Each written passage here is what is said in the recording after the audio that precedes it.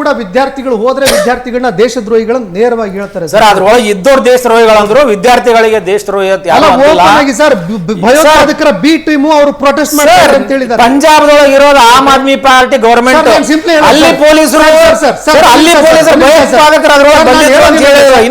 Sir ಒಂದು ನಿಮಿಷ sir. ಒಬ್ಬ ಕೇಂದ್ರ ಶಿಕ್ಷಣ ಸಚಿವ ಅದು ಕೂಡ ಅಧಿವೇಶನದಲ್ಲಿ ನಿಂತ್ಕೊಂಡು ಪ್ರಶ್ನೆ ಪತ್ರಿಕೆ ಲೀಕ್ ಆಗಿರೋದು ಸಾಬೀತಾದ್ರೂ ಕೂಡ ಯಾವ ಪ್ರಶ್ನೆ ಪತ್ರಿಕೆನೂ ಲೀಕ್ ಆಗಿಲ್ಲ, ನಾನು ಒಪ್ಪಲ್ಲ ಅಂತ ಹೇಳ್ತಾರೆ ಅಂತಂದ್ರೆ ಅದು ಬೇಜವಾಬ್ದಾರಿ ಅಲ್ಲದೆ ಇನ್ನೇನು ಸರ್? ಸರ್ ಬೇಜವಾಬ್ದಾರಿ ಅಲ್ಲ ನೋಡ್ರಿ ಸರ್. ಅದು ಸದನಕ್ಕೆ ಸುಳ್ಳು ಮೆಸೇಜ್ ಕೊಡ್ತಾ ಇದ್ದಾರೆ ಸರ್. ಲೀಕ್ ಆಗಿದ್ದು ಅದು ಜಗಜ್ಜಾಹಿರ, ಅದನ್ನ ಅವ್ರು ಸುಳ್ಳು ಹೇಳಿದ್ರು ಅಧಿವೇಶನದಲ್ಲಿ ಸುಳ್ಳು ಸರಿಯಾದ ಮಾಹಿತಿ ಕೊಡ್ಬೇಕಲ್ವಾ ಸರ್? ಅಲ್ಲ, ಅದು ಅವ್ರ ಡ್ಯೂಟಿ. ನಾನು ಹೇಳೋದೇನಂದ್ರೆ ಎಲ್ಲಾ ಕಡೆನೂ ವಿದ್ಯಾರ್ಥಿಗಳು ಪ್ರೊಟೆಸ್ಟ್ ಮಾಡ್ತಾ ಇದ್ದಾರೆ ಸರ್. ಈ ಸಿಸ್ಟಮ್ ಅನ್ನ ರಿಸೆಟ್ ಮಾಡೋರು ಯಾರು? ಇದರಲ್ಲಿ ಒಂದು ಪಾರದರ್ಶಕತೆ ತರುವಂತವ್ರು ಯಾರು? ಬರೀ ರಾಜಕೀಯ ಹಗ್ಗ ಜಗ್ಗಾಟಗಳಿಗೆ ಮಾತ್ರ ಇದು ಸೀಮಿತ ಆಗುತ್ತಾ ಹೇಗೆ ಅಂತ ಸರ್ ಗೊತ್ತಾಗ್ತಾ ಇಲ್ಲ ಸರ್. ಇದು ಆಗ್ಲೇಬೇಕು, ಯಾಕಂದ್ರೆ ನಮ್ಮ ಮಕ್ಕಳನ್ನು ಜಾಬ್ ಹೋಗ್ಬೇಕನ್ನೋ ಆಕಾಂಕ್ಷೆ ಒಳಗದಾರ ಎಲ್ಲಾರ ಮನೆಯೊಳಗೂ. ಇವತ್ತು ನಮ್ಮ ಭಾರತೀಯ ಇದ್ರೊಳಗೆ ಒಂದು ಸರ್ಕಾರಿ ನೌಕರಿ ತಗೊಳುವಂತ ಹೆಮ್ಮೆ ವಿಷಯ ಯಾವುದೂ ಇಲ್ಲ. ಇವತ್ತು ನಮ್ಮ ಮಗ, ನಮ್ಮ ಅಣ್ಣ, ತಮ್ಮ ಸರ್ಕಾರಿ ನೌಕರಿ ಒಳಗೆ ಅದಾನ ಅಂತಂದ್ರೆ ಅದ್ರ ಒಂದು ಸ್ಟೇಟಸ್ ಪ್ರೆಸ್ಟೀಜ್ ಬೇರೆನೇ ಇರ್ತೈತಿ. ಈಗ ಅಂತ ಇದ್ರೊಳಗೆ ಎಲ್ಲಾದ್ರೊಳಗೂ ಅಕ್ರಮ ಆಗಕತ್ತಾವ ಅಂದ್ರೆ ಅದಕ್ಕೊಂದು ಅಂತ್ಯ ಬರ್ಬೇಕು. ಇಷ್ಟದು ಆಗ್ಬಿಟ್ಟೈತಿ ಕರಪ್ಷನ್ ಎಲ್ಲಾ ಲೆವೆಲ್ನೊಳಗ. ಅಂದ್ರೆ ಸರ್ ಬೇಜಾರ್ ಏನಾಗ್ತೈತಿ ಅಂದ್ರೆ ಒಂದು ಕಾನ್ಸ್ಟೇಬಲ್ ಪರೀಕ್ಷೆ ಏನ್ ಕರೀತಾರ ನಮ್ಮ ಡಿಸ್ಟ್ರಿಕ್ಟ್ ಲೆವೆಲ್, 100-200 ಹುದ್ದೆಗೆ 5,000 ಜನ ಅದಕ್ಕೆ ಅಪ್ಲಿಕೇಶನ್ ಹಾಕಿರ್ತಾರ. ಅದು ಕರೆದಿದ್ದ 10th ಮೇಲೆ ಕರೆದಿರ್ತಾರ, 10th PUC ಮೇಲೆ. ಇಂಜಿನಿಯರ್ಸ್ ಎಲ್ಲ ಅದಕ್ಕೆ ಅಪ್ಲೈ ಮಾಡ್ತಾರೆ. ಇಂತ ದುಸ್ಥಿತಿ ಐತಿ ನಮ್ಮ ದೇಶದೊಳಗಂದ್ರೆ ಅಷ್ಟಕೊಂಡ ಎಲ್ಲ ಕಲ್ತವ್ರು ಪಾಪ ಏನು ಸಿಗ್ಲಾರ್ದಕ್ಕೆ ಇದರ ಸಿಗ್ಲಿ ಅನ್ನೋ ಸಲುವಾಗಿ ಆ ಇಂಜಿನಿಯರ್ ಬಂದು ಕಾನ್ಸ್ಟೇಬಲ್ ಹುದ್ದೆಗೆ ಅರ್ಜಿ ಹಾಕ್ತಾನ. ಒಂದು ಇಂಟರ್ಪ್ಟ್ ಆಗ್ತೀನಿ ಸರ್. ಈಗ ತಮ್ಮದೇ ಸಹಪಾಠಿಗಳು ಈ 2014ರಲ್ಲಿ ಅಧಿಕಾರಕ್ಕೆ ಬರಂತ ಸಂದರ್ಭದಲ್ಲಿ ಈ ದೇಶದ ಯುವಕರಿಗೆ ವರ್ಷಕ್ಕೆ 1 ಕೋಟಿ ಉದ್ಯೋಗ ಕೊಡ್ತೀವಿ ಅಂತ ಹೇಳಿದ್ರಲ್ಲ.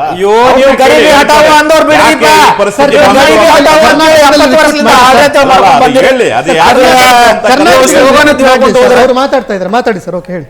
ನೋಡ್ರಿ, ಈಗ ಅಂತ ಕೆಟ್ಟ ಪರಿಸ್ಥಿತಿ ಒಳಗೆ ಇವತ್ತೊಬ್ಬರು ಡಬಲ್ ಡಿಗ್ರಿ ಮಾಡಿದವರು 10th ಕ್ವಾಲಿಫಿಕೇಶನ್ ಆಗ್ತಂತ ಹುದ್ದೆಗೆ ಬಂದು ಅರ್ಜಿ ಹಾಕ್ತಾರ ಅಂತಂದ್ರೆ ಇವತ್ತು ಎಷ್ಟು ನಮ್ಮ ಸಿಸ್ಟಮ್ ಕೆಟ್ಟ ಬಿಟ್ಟೈತಿ. ಈಗ ಒಂದು ಸರ್ಕಾರಿ ನೌಕರಿ ತಗೋಬೇಕಂದ್ರೆ ಈಗ ನೋಡ್ರಿ, ಒಂದು ಪಶು ವೈದ್ಯಾಧಿಕಾರಿ ಆಕ್ಚುಲಿ ಶಾರ್ಟೇಜ್ ಅದಾವ ನಮ್ಮ ರಾಜ್ಯದೊಳಗೆ. ಅಂತದ್ರೊಳಗೂ ಕೂಡ ನಾವು 80 ಲಕ್ಷ ಒಂದು ಪೋಸ್ಟಿಗೆ ನಾವು ಕೊಡಬೇಕು ಅಂತಂದ್ರೆ ಎಷ್ಟು ಮಟ್ಟಿಗೆ ನಮ್ಮ ಸಿಸ್ಟಮ್ ಹದಗೆಟ್ಟು ಹೋಗ್ಬಿಟ್ಟೈತಿ ಅಂತ. ಅದನ್ನ ಸರಿ ಆಗ್ಬೇಕು, ರಿಫಾರ್ಮ್ಸ್ ತಗೊಂಡ್ಬರ್ಬೇಕು.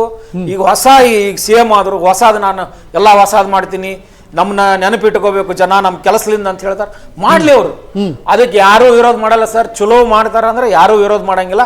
ಸಿಸ್ಟಮ್ ಕ್ಲೀನ್ ಮಾಡ್ತಾರ, ಮಾಡ್ಲಿ. ಅವ್ರು ಒಂದೇ ಹೆಜ್ಜೆ ಮೊದಲು ಇವ್ರು ಶಿವಶಂಕರಪ್ಪರ್ನವ್ರು ತೆಗಿಯುವಂತ ಕೆಲಸ ಆಗ್ಲಿ. ಇವತ್ತು ಕೋರ್ಟ್ ಅವ್ರನ್ನ ರೀಇನ್ಸ್ಟೇಟ್ ಮಾಡ್ಬೇಕಂತ ಹೇಳಿ ಆರ್ಡರ್ ಕೊಟ್ಟೈತಿ 7 ದಿನದೊಳಗೆ. ಅಲ್ಲ, ಸರ್ಕಾರಕ್ಕೆ ಭಾರಿ ಹಿನ್ನಡೆ ಇದು, ಮುಜುಗರ ಎಲ್ಲಾನು ತಪ್ಪಿಸ್ಕೋಬೇಕು ಅಂದ್ರೆ ಇವ್ರು ಅದನ್ನ ಆ ಕೆಲಸ ಮಾಡ್ಬೇಕು, ಮೊದಲು ಅವ್ರನ್ನ ತೆಗಿಬೇಕು. ಈಗ ಭ್ರಷ್ಟ ಅದಾನ ಅನ್ನೋದು ಮೇಲ್ನೋಟಕ್ಕಂತೂ ಕಂಡು ಬಂತು. ಈಗ ಮನಿ ರೇಡ್ ಆಗ್ತಾವ. ಈಗ ಒಂದು ಸಣ್ಣದ ಇದ್ರೊಳಗೆ ಏನಂದ್ರೆ ಇವ್ ಮನುಷ್ಯ 2.5 ಲಕ್ಷ 3 ಲಕ್ಷ ಒಂದು ತಿಂಗಳಿಗೆ ಈ ಮನುಷ್ಯ ಪಗಾರ ತಗೋತಾನ ಅಫಿಷಿಯಲಿ. ಇದ್ರ KPSC ಸ್ಯಾಲ್ರಿ ಅದು. ಇವ್ರ ಮಗಳು 40,000 ಕೆಳಗೆ ನಂದು ಇನ್ಕಮ್ ಐತಂತ ಹೇಳಿ ಒಂದು 3B ಕೆಳಗೆ ಇವ್ರು ಅರ್ಜಿ ಸಲ್ಲಿಸ್ತಾರ. ಕೋರ್ಟ್ ಮಟ್ಟ ಹೋಗಿ ನ್ಯಾಯಾಧೀಶರು ಚೀಮಾರಿ ಹಾಕ್ತಾರ. ಅದಕ್ಕೆ ಏನ್ ನಿಮ್ ಸಿಸ್ಟಮ್ ಅಂತ ಹೇಳಿ ಎಲ್ಲ ಭ್ರಷ್ಟಾಚಾರದಾಗ ಮಾಡಿದ್ರೆ ಸಾಮಾನ್ಯ ಮನುಷ್ಯ ಮಾಡ್ಬೇಕೇನಂತೇಳಿ ನ್ಯಾಯಾಧೀಶರು ಕಳವಳ ವ್ಯಕ್ತಪಡಿಸುವಂತ ಪರಿಸ್ಥಿತಿ ಇವತ್ತ ನಮ್ಮ ರಾಜ್ಯದಾಗ ಐತಿ. ಈ ಕರಪ್ಷನ್ನು ಏನ್ ನೀವು ಅಡ್ಡದಾರಿ ಹಿಡ್ಕೊಂಡು ನೌಕರಿ ತಗೊಳುವಂತ ಸಿಸ್ಟಮ್ ಐತಿ, ಇದು ಹೋಗ್ಬೇಕು.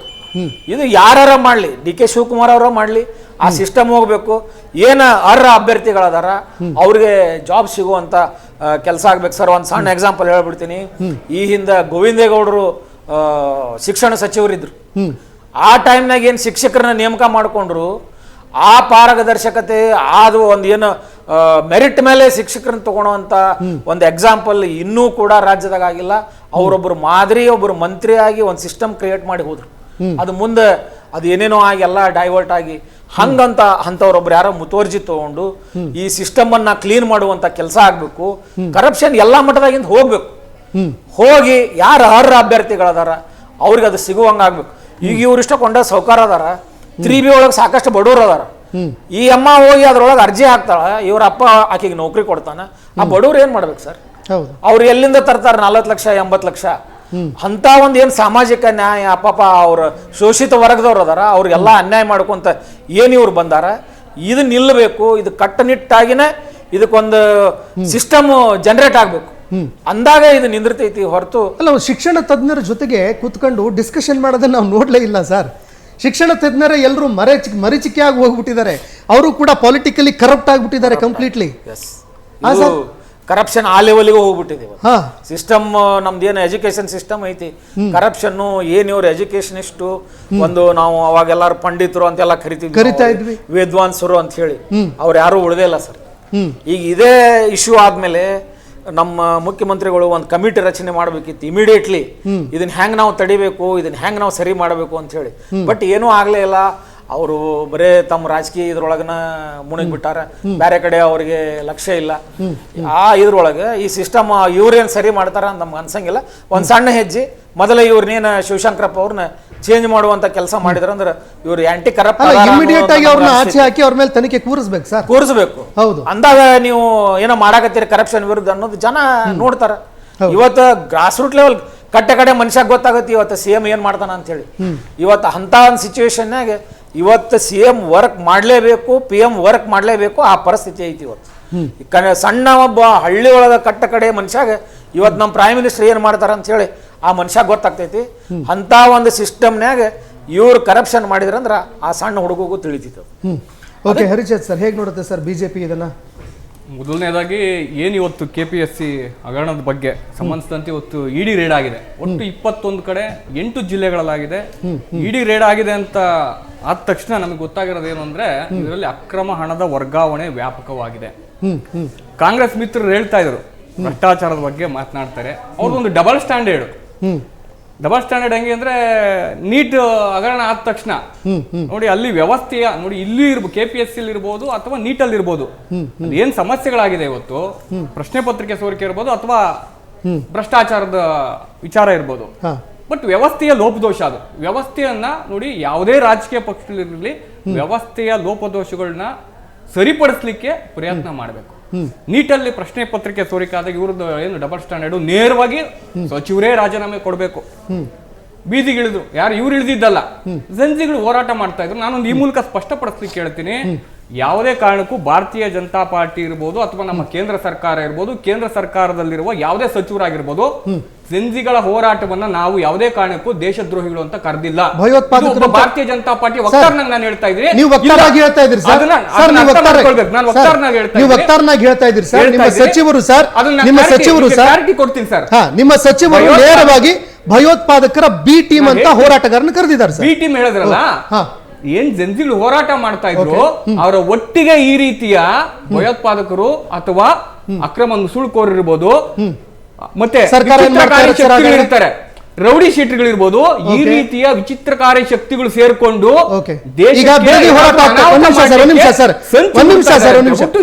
ಬಿಡದಿ ಹೋರಾಟ ಆಗ್ತಾ ಇದೆ ಸರ್, ಬಿಡದಿ ಹೋರಾಟ ಆಗ್ತಾ ಇದೆ ಸರ್, ರಾಜಕೀಯ ಪ್ರೇರಿತ ಅಂತ ಅವ್ರನ್ನ ರೈತರಲ್ಲ ಅಂತ ಹೇಳ್ಬಿಡ್ಲ ನಾನು? ಯಾರು ಹೇಳಿದ್ದಾರೆ? ನಾನು ಹೇಳೋದೇನಂದ್ರೆ ಸರ್, ಒಂದು ಹೋರಾಟ ಇದೆ ಅಂತಂದ್ರೆ ಆ ಹೋರಾಟದ ಪ್ರಾಸ್ಪೆಕ್ಟಿವ್ ಇಂದಾನೆ ನೋಡಿ. ನಾನು ಹೇಳೋದೇನಂತಂದ್ರೆ ಹೋರಾಟದ ದೃಷ್ಟಿಕೋನದಿಂದನೇ ನೋಡಬೇಕು. ಅಲ್ಲಿರೋರು ಒಬ್ಬ ನಿಯತ್ತಾಗಿರೋ ರೈತ ಇದ್ರು ಕೂಡ ಆ ಹೋರಾಟ ನೈಜ ಹೋರಾಟನೇ. ಅಲ್ಲಿ ಒಬ್ಬ ಕಷ್ಟ ಪಡ್ತಾ ಇದ್ದಾನೆ ಅಂತಂದ್ರೆ ಅದು ನೈಜ ಹೋರಾಟ. ಆ ರೈತರ ಪರವಾಗಿ ಇದೀನಿ, ನಾನು ವಿದ್ಯಾರ್ಥಿಗಳ ಪರವಾಗಿನೂ ಇದೀನಿ. ಅವತ್ತು ಕೂಡ ನಾವು ಅದನ್ನ ಹೇಳಿದ್ದು. ಸನ್ಮಾನ್ಯ ಪ್ರಧಾನಮಂತ್ರಿಗಳ ನರೇಂದ್ರ ಮೋದಿ ಅವರು ಹೇಳಿದ್ದಾರೆ, ಜಂಜಿಗಳ ಹೋರಾಟದ ಮಧ್ಯದಲ್ಲಿ ಬೇರೆ ಶಕ್ತಿಗಳು ಸೇರ್ಕೊಂಡು ಹೋರಾಟವನ್ನ ದಿಕ್ಕನ್ನ ತಪ್ಪಿಸ್ಲಿಕ್ಕೆ ಪ್ರಯತ್ನ ಮಾಡ್ತಾ ಇದ್ದಾರೆ ಅಂತ ಹೇಳಲಿಕ್ಕೆ ಪ್ರಧಾನಮಂತ್ರಿಗಳು ಕೂಡ ಸ್ಪಷ್ಟಪಡಿಸಿದ್ದಾರೆ. ಬ್ಯಾಚ್ ಹಾಕದೆ ಅವ್ರನ್ನ ಅಟ್ಟಾಡಿಸ್ಕೊಂಡು ಹೊಡಿಬಹುದು ಸರ್. AK-47 ಇಂದ ಶೂಟ್ ಮಾಡಬಹುದಾ ಸರ್? AK-47 ಬಳಸಿದ್ದಾರೆ. ನಿಮ್ಮ ಇದು ತನಿಖೆ ಆಗ್ತಾ ಇದೆ, ಅದೇ ತನಿಖೆ ಆಗ್ತಾ ಇದೆ, ಅದ್ರ ವರದಿ ಬರ್ಲಿ. ಇಲ್ಲ, ಹೇಳ್ತಾ ಇದ್ದೀರಿ 3 ಜನ ವಿದ್ಯಾರ್ಥಿಗಳಿಗೆ ಗಾಯ ಆಗಿದೆ ಸರ್, 3 ಜನ ವಿದ್ಯಾರ್ಥಿಗಳಿಗೆ ಗಾಯ ಆಗಿದೆ. ಪ್ಯಾಲೆಟ್ ಗನ್ ಯೂಸ್ ಮಾಡಿಲ್ವಾ ಸರ್? ತನಿಖೆ ಆಗ್ತಾ ಇದೆ ಪ್ಯಾಲೆಟ್ ಗನ್ ಬಗ್ಗೆ. ಅವರು ಮಾಡ್ತೀವಿ ಅಂತಾರೆ ಸರ್. ನಾನು ಈ KPSC ಹಗರಣದ ಬಗ್ಗೆನೇ ಮಾತಾಡೋಣ. ಇವರು ಡಬಲ್ ಸ್ಟ್ಯಾಂಡರ್ಡ್ ಬೇಡ ಅಂತ ನಾನು ಕಾಂಗ್ರೆಸ್ PSI ಹಗರಣದ ಬಗ್ಗೆ ಮಾತಾಡಿ ಸರ್. PSI ನು ಹೇಳಿ. ಅಲ್ಲ, ಇದು ಚರ್ಚೆ ಇರೋದು KPSC ಮಾತಾಡೋಣ ಸರ್. ಹಗರಣ ಆಯ್ತಲ್ಲ ಇವತ್ತು ನೋಡಿ. KPSC ಹಗರಣದ ಬಗ್ಗೆ ಕಾಂಗ್ರೆಸ್ ಮಿತ್ರರು ಹೇಳ್ತಾ ಇದ್ರು, ನಾವು ತನಿಖೆ ಮಾಡ್ತಾ ಇದ್ದೀವಿ.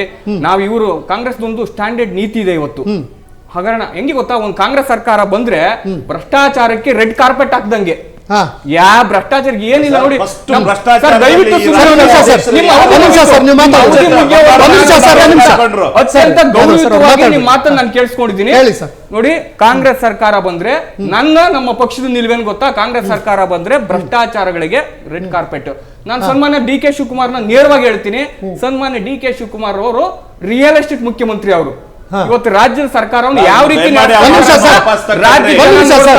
ದಯಮಾಡಿ ಸನ್ಮಾನ್ಯ ಒಂದು ಡಿ ಕೆ ನಿಮಿಷ ಶಿವಕುಮಾರ್ ಅವರು ಮಾಡ್ತಕ್ಕಂಥ ರಿಯಲ್ ಎಸ್ಟೇಟ್ ಮುಖ್ಯಮಂತ್ರಿಗಳು ಅವರು ನೇರವಾಗಿ ಅಲ್ಲ ಸರ್, ಆರೋಪ ಮಾಡ್ತಾ ನರೇಂದ್ರ ಇದ್ದಾರೆ. ಮೋದಿ ಅವರು ನೀವು ಅವರಪ್ಪ ಹೇಳ್ತೀರಿ. ನಾನು ನೇರವಾಗಿ ಆರೋಪ ಮಾಡ್ತಾ ಇದ್ದೇನೆ. ಅವರು ಡಿ ಕೆ ಜಿಲ್ಲಾ ಶಿವಕುಮಾರ್ ಪಂಚಾಯತ್ ಅವರು ರಿಯಲ್ ಎಸ್ಟೇಟ್ ಸದಸ್ಯರಿಂದ ಬಾಲಕೃಷ್ಣ ಬೆಳೆದು sir, MLA Balakrishna sir, sir, MLA ಆಗಿ ಬಾಲಕೃಷ್ಣ ಸರ್, ಜನರ ಆಶೀರ್ವಾದ ತಗೊಂಡು ಅಲ್ಲ ಇವತ್ತು ಬಾಲಕೃಷ್ಣ ಇವರು ಸರ್, ರಾಜ್ಯದ ಮುಖ್ಯಮಂತ್ರಿ ಬಾಲಕೃಷ್ಣ ಆಗಿದ್ದಾರೆ. ಸರ್, ನೀವು ನರೇಂದ್ರ ಮೋದಿ ಅವ್ರನ್ನ ಅದಾನಿ ಅವರ ಪ್ರಧಾನಮಂತ್ರಿ ಅಂತ ಹೇಳಲ್ವಾ?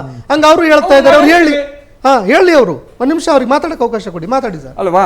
ನೋಡಿ, ಇದಾಯ್ತು, KPSC ಹಗರಣ ಆಯ್ತು. Okay. ಇವ್ರು ಹೇಳ್ತಾರೆ, ಹಗರಣದ ಬಗ್ಗೆ ಹೇಳ್ತಾರೆ, ನಾವು ಅತ್ಯಂತ ಸಾಚಾಗಳು ಅಂತ ಹೇಳ್ಬಿಟ್ಟು. ಕಾಂಗ್ರೆಸ್ ಏನ್ ಸರ್ಕಾರದ ಇವತ್ತು ಹಲವಾರು ತನಿಖಾ ಸಂಸ್ಥೆಗಳು ಮಾಡ್ತಾರಲ್ಲ, ಅವೆಲ್ಲ ಹೆಂಗೆ ತನಿಖಾ ಸಂಸ್ಥೆಗಳು ಅಂದ್ರೆ, ಹಾ. ನಮ್ಮ JDS ಮಿತ್ರ ಚೆನ್ನಾಗಿ ಗೊತ್ತಿರುತ್ತೆ, ಒಂದು ಗಾದೆ ಮಾತು ಇರುತ್ತೆ, Okay. ಬಿಲಾ ಬಗದು ಇಲಿ ಹಿಡಿದ್ರು ಅಂತ. ಹಾ. ನೋಡಿ, ಅಟ್ಲೀಸ್ಟ್ ಯಜ್ಞ ಹಿಡಿಯಲ್ಲ ಇವರು, ಬಿಲಾ ಬಗದ್ಬಿಟ್ಟು ಇಲಿ ಹಿಡಿಯೋದು. ನೋಡಿ ಸರ್, ಈ KPSC ಹಗರಣದಿಂದ ಅತ್ಯಂತ ದೊಡ್ಡ ದೊಡ್ಡ ಶಕ್ತಿಗಳಿದ್ದಾರೆ, ತಿಮಿಂಗ್ಲುಗಳಿದ್ದಾರೆ. ತಿಮಿಂಗ್ಳು ಹೋಗ್ಲಿ ವಿಡಿಯೋ ಬಿಟ್ಬಿಟ್ಟು, ಇವರಿಂದ ಸಾಧ್ಯನೇ ಇಲ್ಲ ತಿಮಿಂಗ್ಳ ಬಗ್ಗೆ ಮಾತಾಡದೆ ಬೇಡ. ಇವ್ರು ಬಿಲಾ ಬಗೆಯೋದು, ಇಲಿ ನೀಡೋದು. ಈ ಕೆಲಸನ ಕಾಂಗ್ರೆಸ್ನವ್ರು ಬಿಡಬೇಕು. ನೀಟ್ ಡಬಲ್ ಪ್ರಶ್ನೆ ಸ್ಟ್ಯಾಂಡರ್ಡ್ ಬೇಡ. ಸರ್, ರಾಜ್ಯ ಸರ್ಕಾರ, ನೀಟ್ ಪ್ರಶ್ನೆ ಪತ್ರಿಕೆಯಲ್ಲಿ ರಾಜ್ಯ ಸರ್, ಮುಖ್ಯ ಸರ್ಕಾರ ಆರೋಪಿ- KPSC ಈ ಹಗರಣದ ಬಗ್ಗೆ ನೈತಿಕ ಹೊಣೆ ಹೊರಬೇಕು. ಓಕೆ. ಸಂಬಂಧಪಟ್ಟ ನೀಟ್ ರಾಜೀನಾಮೆ ಪ್ರಶ್ನೆ ಕೊಡ್ಬೇಕು. ಪತ್ರಿಕೆಯಲ್ಲಿ ಸರ್, ನೀಟ್ ಪ್ರಶ್ನೆ ಪತ್ರಿಕೆಯಲ್ಲಿ ಮುಖ್ಯ ಆರೋಪಿ ಕ್ಲೀನ್ ಚಿಟ್ ಎಕ್ಸಿಟ್ ಸರ್. ಯಾರಿಗೆ ಮುಖ್ಯ ಆರೋಪಿಗೆ? 2024ರಲ್ಲಿ ಸೌರವ್ ಮುಖಿಯಾ ಅಂತ ಅವ್ರ ಹೆಸರು. ಸರ್, ಕ್ಲೀನ್ ಚಿಟ್ ಎಲ್ಲಿ ಸಿಗುತ್ತೆ? ಸಿಕ್ಕಿದೆ ಸರ್. ಬಿಜೆಪಿ ಪಕ್ಷ clean sheet 2024 ನಿಮ್ಮ ಸಿಬಿಐ ಕೊಟ್ಟಿದೆ ಸರ್. ನಮ್ ಸಿಬಿಐ ಅಲ್ಲ ಸರ್, ನಮ್ ಸಿಬಿಐ ಅಲ್ಲ. ನೀವು ದಯವಿಟ್ಟು ನೀವು ಒಂದು ಪಕ್ಷ ವಕ್ತಾರ ರೀತಿ ಮಾತಾಡಬೇಡಿ. ನಾನು ಇದನ್ನು ವಿರೋಧ ಮಾಡ್ತೇನೆ, ನಾನು ವಿರೋಧ ಮಾಡ್ತೇನೆ. ಸಿಬಿಐ ನಮ್ಮದು, ನಮ್ಮೆಲ್ಲರದ್ದು. ಓಕೆ. JDS, ಬಿಜೆಪಿ, ಕಾಂಗ್ರೆಸ್ ಎಲ್ಲರದ್ದು ಸಿಬಿಐ, ಅದನ್ನ ಪಕ್ಕ ಎಲ್ಲರದ್ದು ಒಂದು ಇಡಿ. ನಿಮಿಷ ಸರ್. ಇವತ್ತು ಇಡಿ ತನಿಖೆ ಒಂದು ನಿಮಿಷ ಆಗ್ತಾ ಇದೆಯಲ್ಲ, ಸರ್. ನಾವು ಅಕ್ಸೆಪ್ಟ್ ಒಂದು ನಿಮಿಷ ಮಾಡ್ತಾ ಸರ್. ಇದೀವಿ. ಓಕೆ. ನಾವು ಅಕ್ಸೆಪ್ಟ್ ಈ ಮಾಡ್ತಾ ಇದೀವಿ. ಕಾಂಗ್ರೆಸ್ನಲ್ಲಿರೋ ಭ್ರಷ್ಟಾಚಾರಿಗಳು ನಿಮ್ಮ ಹತ್ರ ಬಂದ ಕೂಡಲೇ ಇಡಿ ಅವ್ರು ಹೇಗೆ ಅವ್ರ ಮೇಲೆ ತನಿಖೆ ನಿಲ್ಲಿಸ್ಬಿಡ್ತಾರೆ? ಯಾರಿಗೆ ಸರ್? ಅದನ್ನ ನೀವು ಅದೊಂದು- ಕೇಳ್ರಿ ಸರ್. ಸರ್, ಸ್ವಾಯತ್ತ ಅದನ್ನೇ ಕೇಳ್ತಾ ಸಂಸ್ಥೆ ಇದ್ದೀನಿ ಸರ್, ಸರ್. ನೀವು ಮಾಧ್ಯಮಗಳು ಪ್ರಶ್ನೆ ಮಾಡ್ಬೋದು. ಅದನ್ನೇ ಕೇಳ್ತಾ ಇದ್ದೀನಿ ನೀವು ಸರ್. ಮಾಧ್ಯಮಗಳು ದಯವಿಟ್ಟು ಪ್ರಶ್ನೆ ಮಾಡಿ. ಆ ತರ ಇದ್ರೆ ಮಾಧ್ಯಮಗಳು ಮುಕ್ತವಾದಂತ ಸ್ವಾತಂತ್ರ್ಯ ಇದೆ. ಓಕೆ. ಇಡೀ ತನಿಖೆ ಸರಿ ಮಾಡ್ಲಿಲ್ಲ ಅಂತಂದ್ರೆ ನೀವು 2024 ಜನರಿಗೆ ಹೇಳ್ಬೋದು. ಸರ್, ಒಂದ್ ನಿಮಿಷ ಸರ್. 2024ರಲ್ಲಿ ಸರ್, ಈ ನೀಟ್ ಪ್ರಶ್ನೆ ಪತ್ರಿಕೆ ಲೀಕ್ ಅಲ್ಲಿ ಮುಖ್ಯ ಆರೋಪಿಗೆ ಕ್ಲೀನ್ ಚಿಟ್ ಹೇಗೆ ಸಿಕ್ತು ಸರ್? ಯಾರಿಗೆ? ತನಿಖೆ ಆಗಿರುತ್ತೆ, ತನಿಖೆ ಆಗಿರುತ್ತೆ. ಹಾ. ತನಿಖೆ ಕ್ಲೀನ್ ಚಿಟ್ ಸಿಕ್ಕರೆ ಏನ್ ಮಾಡಕ್ಕಾಗತ್ತೆ? ಅಂದ್ರೆ ಏನು ಸಾಮಾನ್ಯ ಮುಖ್ಯಮಂತ್ರಿಗಳ ಮೇಲೆ ಕೂಡ ತನಿಖೆ ಆಗ್ತಾ ಇದೆ. ಇವತ್ತು ಹಾ. ಕೇಸ್ ಇದೆ. ಅಂದ್ರೆ ಸಾಮಾನ್ಯ ಸಿದ್ದರಾಮಯ್ಯನವ್ರ ಮೇಲೆ ಇವತ್ತು ಮೂಡ ಕೇಸು ಇನ್ನೂ ಮುಗ್ದಿಲ್ಲ. ಅವ್ರ ಅದು ತನಿಖೆ ಆಗ್ತಾ ಇದೆ. ಕ್ಲೀನ್ ಚಿಟ್ ಸಿಕ್ಕಿದೆ ಅನ್ನೋದನ್ನ ಒಪ್ಕೋತಾ ಇದ್ದೀರಾ ಯಾರಿಗೆ? ಸರ್? ಅಲ್ಲ, ಸಿಕ್ಕಿಲ್ಲ ಸರ್, ಸಿಗ್ಬೋದು. ಇನ್ನೂ ಇಲ್ಲ. ಸರ್, ಸಿಕ್ಕಿಲ್ಲ ಅಂತ ಅನ್ಬೇಡಿ ನೋಡಿ. ಸರ್, ಸಿಕ್ಕಿದೆ. ದಯವಿಟ್ಟು ರಿಸರ್ಚ್ ಮಾಡ್ಕೊಂಡ್ಬಿಡಿ, ದಯವಿಟ್ಟು ಸುಳ್ಳು ಹೇಳ್ಬೇಡಿ. ನಾನು ಹೇಳ್ತಾ ಇರೋದೇನಂದ್ರೆ, ಸರ್, ನಾನು ನಿಮ್ಮ ಮಾತನ್ನ accept ಮಾಡ್ತೀನಿ. 2024 ಅಕ್ಸೆಪ್ಟ್ ಮಾಡ್ತೀನಿ. ಆದ್ರೆ ತನಿಖಾ ಸಂಸ್ಥೆಯಿಂದ ತನಿಖೆ ಆಗಿ ಅವ್ರಿಗೆ ಕ್ಲೀನ್ ಚಿಟ್ ಸಿಕ್ಕ ಮೇಲೆ ಅಕ್ಸೆಪ್ಟ್ ಮಾಡ್ಲೇಬೇಕಾಗುತ್ತೆ ಸರ್. ಅವ್ರ ಆರೋಪಿಗಳು ಕ್ಲೀನ್ ಚಿಟ್ ಆಗಿ ಹೊರಗಡೆ ಬಂದಿದ್ದಾರೆ. ಬಂದಿರ್ಲಿ. ನಾವು ಚರ್ಚೆ ಮಾಡ್ತಾ ಇರೋದು 2026 ವ್ಯವಸ್ಥೆಗಳ ಬಗ್ಗೆ. ವ್ಯವಸ್ಥೆನ ಸುಧಾರಿಸ್ತೀವಿ ಅಂತ ಅದನ್ನೇ ನೀವು ಹೇಳ್ತಾ ಇರೋದು. ನೋಡಿ, ಅತ್ಯಂತ ನೋವಿನ ವಿಚಾರ ಇದು. ನಾನೊಂದು ಮಾತು ಹೇಳ್ತೀನಿ ಸರ್ ನಿಮ್ಗೆ. ಯಾಕೆ ನೋವಿನ ವಿಚಾರ ಅಂತ ಹೇಳ್ತೀನಿ ಅಂದ್ರೆ, ಇದು ವಿದ್ಯಾರ್ಥಿಗಳ ಭವಿಷ್ಯ ಸರ್. ವಿದ್ಯಾರ್ಥಿಗಳು ನನಗೆ ಒಂದು ಇವ್ರು ಶಿವಶಂಕರಪ್ಪ ಇದಾರಲ್ಲ ಸರ್, ಹಾ. ಇವ್ರೀಗ ಏನ್ ಕೋರ್ಟಲ್ ತಪ್ಪಿಸ್ಕೊಂಡಿದಾರಲ್ಲ, ಅದು ದುರಂತಾನೆ. ಅದನ್ನ ಅದನ್ನ ಹೇಳ್ತಿರೋದು. ಹೇಳ್ತೀನಿ ಇದು ಅಲ್ಲ, ನಾನು ಅದನ್ನ ಹೇಳ್ತೀನಿ. ಮೂರು ಜನ ಕೇಳ್ತಾ ಇದ್ದೀನಿ, ನಾನು ಮೂರು ಅದನ್ನ ಪಕ್ಷಗಳು ಹೇಳ್ತೀನಿ. ಹೇಳ್ತಾ ಅದನ್ನ ಹೇಳ್ತೀನಿ ಇರೋದು. ಮತ್ತೆ. ವ್ಯವಸ್ಥೆಯ ಲೋಪದೋಷದಿಂದ ಸಮಸ್ಯೆ ಅನುಭವಿಸ್ತಾ ಇರೋದು ವಿದ್ಯಾರ್ಥಿಗಳು ನಾನು ಅದನ್ನ ದೇಶದ ಹೇಳ್ತಾ ಭವಿಷ್ಯ. ಇದನ್ನ ಎಲ್ಲಾ ರಾಜಕೀಯ ಪಕ್ಷಗಳವರು ನಾವು ಬೆನ್ನನ್ನ ನೋಡ್ಕೊಳ್ಳೋದಲ್ಲ, ನಮ್ಮ ಮನಸ್ಸನ್ನ ಆತ್ಮಸಾಕ್ಷಿಗಳನ್ನ ನೋಡ್ಕೊಳ್ಬೇಕು. ಈ ವ್ಯವಸ್ಥೆಯನ್ನ ಸರಿಪಡಿಸೋದು ನೋಡ್ಬೇಕು. ನಾನು ಮೊನ್ನೆ ಒಂದು ವಾರದ ಮುಂಚೆ ನಾನು ಸೋಷಿಯಲ್ ಮೀಡಿಯಾ ಸ್ಕ್ರೋಲ್ ಮಾಡ್ಬೇಕಾದ್ರೆ ನನಗೆ ಮೆಮೊರೀಸ್ ಬರುತ್ತೆ ಸರ್. 2014 ಆಗಸ್ಟ್ 14ನೇ ತಾರೀಕು ಒಂದು ಪೋಸ್ಟ್ ಮಾಡಿದೀನಿ. ಏನಂದ್ರೆ, ಸನ್ಮಾನ್ಯ ಸಿದ್ದರಾಮಯ್ಯನವರು ಅವತ್ತು ಮುಖ್ಯಮಂತ್ರಿ ಇದ್ರು. ಆ ಕಾಲದಲ್ಲಿ KPSC ಅವತ್ತು ಕೂಡ ಹಗರಣ, ಅದ್ರ ಬಗ್ಗೆ ನಾನು ಒಂದು ಪೋಸ್ಟ್ ಮಾಡಿದ್ದೆ ಸರ್. 10 ವರ್ಷ ಸರ್, 10 ವರ್ಷ ಅಲ್ಲ, ನಾನು ನೋಡ್ತಾ ಇದ್ದೀನಿ 15 ವರ್ಷದಿಂದ ಕಂಟಿನ್ಯೂಸ್ ಆಗಿ KPSC ವಿಚಾರ ಬಂತು ಅಂದ್ರೆ ಅಲ್ಲಿ ಫಸ್ಟ್ ಬರೋದೇ ಒಂದು ಹಗರಣ ಸರ್. ಇದನ್ನ ಯಾವಾಗ ವ್ಯವಸ್ಥೆ ಸರಿ? ಅಲ್ಲ, ಈ KPSC ನ ಯಾಕೆ ಕಿತ್ತು ಬಿಸಾಕಬಾರ್ದು ಅಂತ. ಇದ್ರ ಬಗ್ಗೆ ಈಗ ಜಾರ್ಖಂಡ್ ಅಲ್ಲಿ JPSC ನ ಕಿತ್ತು ಬಿಸಾಕಿದ್ರು ಸರ್. ಈ ಅಯೋಗ್ಯರನ್ನ ಯಾಕೆ ಕಿತ್ತು ಬಿಸಾಕಬಾರ್ದು ಅಂತ ನಿಮ್ಮ ಸರ್ಕಾರಕ್ಕೆ ಧೈರ್ಯ ಇದೆಯಾ ಸರ್? ನೋಡಿ ಬಾಲಕೃಷ್ಣ ಸರ್, ಇದು ಉತ್ತರ ಕೊಡ್ಬೇಕು ನೀವು. ಒಂದು ನಿಮಿಷ ಸರ್. ಓಕೆ. ನೋಡಿ, ಸಿಸ್ಟಮ್ ಬಗ್ಗೆ ಈಗ ಚರ್ಚೆ ಬಹಳ ಹೇಳಿದ್ರು ಬಿಜೆಪಿ. ಓಕೆ. ಈಗ ಅವ್ರಿಗೆ ಒಂದು ನೆನಪು ಮಾಡಕ್ ಬಯಸ್ತೀನಿ. ಈಗ ಶಿವಶಂಕರಪ್ಪ ಸೌಕಾರ್ ಅವ್ರು ಇದಾರಲ್ಲ, ಅವರು ಯಾರ ಆಡಳಿತದಲ್ಲಿ ನೇಮಕ ಆಗಿದ್ದು? ಒಂದು ನೇಮಕ ಪ್ರಕ್ರಿಯೆ ಯಾರಾದ್ರೂ ಒಬ್ರು ನೇಮಕ ಆಗ್ಬೇಕಾಗುತ್ತೆ. ಸರ್, KPSC ನೇಮಕ ಆಗ್ಬೇಕಾದ್ರೆ ಒಂದು ಪ್ರೊಸೀಜರ್ ಇರ್ತದೆ. ಏನಂತ ಹೇಳಿದ್ರೆ, ಸರ್ಕಾರ ಫಸ್ಟ್ ಏನು ಯಾರು ಅರ್ಜಿದಾರ ಇರ್ತಾರಲ್ಲ ಅದನ್ನೆಲ್ಲ ಅವ್ರನ್ನ ಗುರುತಿಸಿ ತದನಂತರ ಒಂದು ಕಮಿಟಿ ಇರ್ತದೆ, Okay. ಆ ಸ್ಕ್ರೂಟಿನಿ ಕಮಿಟಿ ಇರ್ತದೆ. ಸೊ ಆ ಕಮಿಟಿ ಎಲ್ಲ ಇವ್ರ ಮಾಹಿತಿಗಳು ಕಲೆ ಆಗ್ತದೆ. ಸೊ ಕಲೆ ಹಾಕಿ ಸರ್ಕಾರ ಸಂಪೂರ್ಣವಾಗಿ ಅವರ ಹಿನ್ನೆಲೆಯನ್ನು ಕೂಡ ಜಾತಕ ಎಲ್ಲ ತೆಗೆದು ನೋಡ್ತದೆ. Okay. ಸೊ ತೆಗೆದು ನೋಡಿ ತದನಂತರ ರಾಜ್ಯಪಾಲರಿಗೆ ರವಾನೆ ಮಾಡ್ತಕ್ಕಂಥದ್ದು. ಹಾಗಾದ್ರೆ ನಿಮ್ಮ ಬಿಜೆಪಿ ಸರ್ಕಾರ ಇತ್ತಲ್ಲ ಹಿಂದೆ, ಶಿವಶಂಕರಪ್ಪ ಸಾವ್ಕಾರ ಅವರ ಹಿನ್ನೆಲೆನ ನೀವು ಯಾಕೆ ಕೂಲಂಕುಷವಾಗಿ ಅಧ್ಯಯನ ಮಾಡಲಿಲ್ಲ? ಅವರು ಈ ತರ ಸ್ವಜನ ಪಕ್ಷಪಾತ ಮಾಡಬಹುದು ಅಥವಾ ಮುಂದಿನ ದಿನಗಳಲ್ಲಿ ಅವ್ರ ಹಿನ್ನೆಲೆ ಯಾವ ರೀತಿ ಇದೆ, ಸೊ ಇವೆಲ್ಲ ನೋಡ್ಬೇಕಾಗಿತ್ತು. ಏಕಾಏಕಿ ತೀರ್ಮಾನ ಮಾಡಿದ್ರಿ. ಒಂದು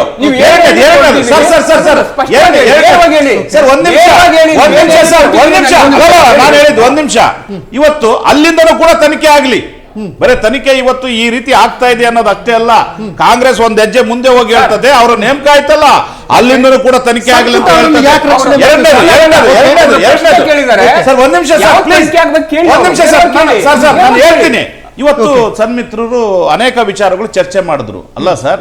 ಕಾಂಗ್ರೆಸ್ ಪಕ್ಷ ಪಾರದರ್ಶಕವಾಗಿ ಇಲ್ಲ ಅಂತ ಹೇಳಿದ್ರೆ KPSC ದಲ್ಲಿ SM ಕೃಷ್ಣ ಅವರು ಮುಖ್ಯಮಂತ್ರಿ ಇದ್ದಂತ ಸಂದರ್ಭದಲ್ಲಿ SDA FDA ಎಲ್ಲ ಹಿಂದೆ ಎಕ್ಸಾಮ್ ನಡೆದ್ಬಿಟ್ಟು ಮೌಖಿಕ ಪರೀಕ್ಷೆ ಎಲ್ಲ ಇರ್ತಾ ಇತ್ತು. ಆದ್ರೆ ನಾವು ಜನರಿಗೆ, ಸಾಮಾನ್ಯ ಜನರಿಗೆ, ಅವರ ಅಭ್ಯರ್ಥಿಗಳಿಗೆ ಅನುಕೂಲ ಆಗಲಿ, ಯಾಕಂತ ಹೇಳಿದ್ರೆ ನೇರ ನೇಮಕಾತಿಯಲ್ಲಿ ಯಾರಿಗೂ ತಾರತಮ್ಯ ಆಗೋದು ಬೇಡ, ಸೊ ಆ ಒಂದು ಮೆರಿಟ್ಸ್ ಪ್ರಕಾರ ಆಗಲಿ ಅನ್ನೋ ಒಂದು ಉದ್ದೇಶದಿಂದ ಪ್ರಪ್ರಥಮ ಬಾರಿಗೆ ರಿಕ್ರೂಟ್ಮೆಂಟ್ KPSC ರೂಲ್ಸ್ಗೆ ನಾವು ತಿದ್ದುಪಡಿಯನ್ನು ತಂದಿರ್ತಕ್ಕಂಥದ್ದು ನಮ್ಮ ಸರ್ಕಾರ. ಒಂದ್ ನಿಮಿಷ ಅದಾದ ನಂತರ ಇವತ್ತು ಎಕ್ಸಾಮ್ಸ್ ಬಗ್ಗೆ ಕೂಡ ಯಾವ ರೀತಿ ಸಿಲೆಬಸ್ ಇರಬೇಕು, ಸೊ ಎಕ್ಸಾಮ್ಸ್ ಯಾವ ರೀತಿ, ಪ್ರಿಲಿಮಿನರಿ ಎಕ್ಸಾಮ್ಸ್ ಯಾವ ನಡಿಬೇಕು, ಅದಾದ ನಂತರ ಮೌಖಿಕವಾಗಿ ಯಾವ ರೀತಿ ಇರಬೇಕು, ಅದಕ್ಕೆ ಮಾರ್ಕ್ಸ್ ಎಲ್ಲ ಎಷ್ಟು ಕಟ್ ಆಫ್ ಕಡಿಮೆ ಇರಬೇಕು, ಸೊ ಎಲ್ಲ ಈ ಒಂದು ತಿದ್ದುಪಡಿಗಳನ್ನ ನಮ್ಮ ಕಾಂಗ್ರೆಸ್ ಸರ್ಕಾರನೇ ತಂದಿದ್ದು. ಇವತ್ತು KPSC ಏನಾದ್ರೂ group C sir PDO sir ಒಂದ್ ನಿಮಿಷ ಸರ್, ಹುದ್ದೆಗಳು ಕೊಟ್ಟಿವಿ ನಾವು, ಅಲ್ಲಲ್ಲ PDO ಹುದ್ದೆಯನ್ನ ನೇರ ನಮ್ಮ ಖಾತೆ ಕೊಟ್ಟಿವಿ, KPSC ಕೊಟ್ಟದ್ದು. ನಮ್ಮ ಉದ್ದೇಶ ಎಲ್ಲ ಅಭ್ಯರ್ಥಿಗಳಿಗೆ ಅನುಕೂಲ ಆಗಲಿ ಅಂತೇಳಿ. ಓಕೆ ಸರ್, ಒಂದು ಸಣ್ಣ ಬ್ರೇಕ್ ಟೈಮ್ ಆಗಿದೆ. ಬ್ರೇಕ್ ಆದ್ಮೇಲೆ ಚರ್ಚೆ ಮುಂದುವರಿಯುತ್ತೆ.